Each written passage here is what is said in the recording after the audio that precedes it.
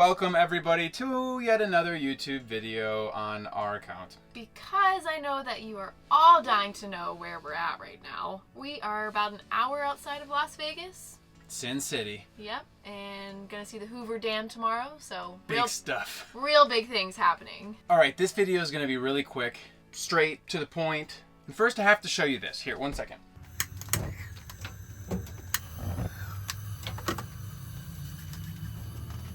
Hot. Clearly you can see those are significant flames. Huge. And small space, so you can do the math. And yes, those flames are driven by a propane... Driven? Drive? Fueled power? This is a propane stove. Now, rewind just a little bit. When building this van, we built it for... chasing the good weather, yeah. aka warm weather. We knew we would run into some cold weather, so again, a propane stove, and we also had one of these. These little buddy heaters, again, same thing. Propane, fire, if you will, gets really warm. It seemed simple enough to us. We did a lot of research. Like a lot. With plenty of things in our van. But one thing we didn't research enough was... Or at all. We didn't research this at all. Yeah, no, because we didn't really research heat.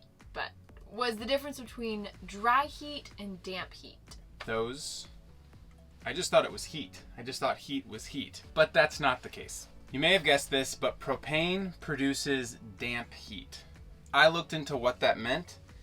The electrons and protons push and pull on each other until balance is restored, creating carbon dioxide, C3O2, and water, 4H2O, the combustion of propane that results in the creation of relatively large amounts of water. All that to say, we were getting our van nice and toasty by heating it up with our buddy heater and our stove, but we found that quickly the metal areas that were still exposed in our van would create a lot of condensation.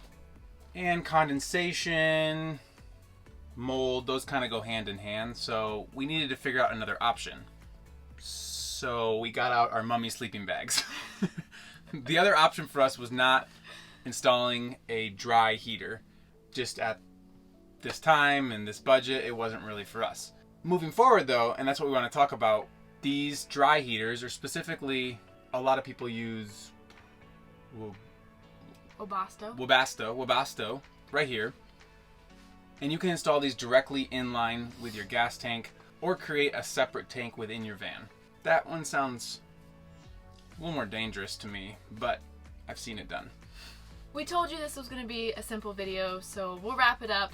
All this to say, we would have put a heater in. So unless you truly are just going to have your van in the desert, we would recommend putting a heater in.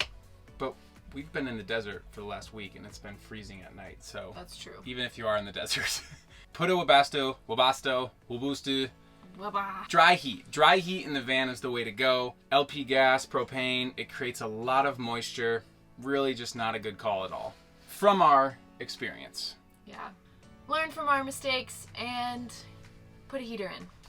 Also, not related, but important, subscribe. You see that coming? Nope. Okay, that's it. If you have questions, leave them below, and we'll see you next time.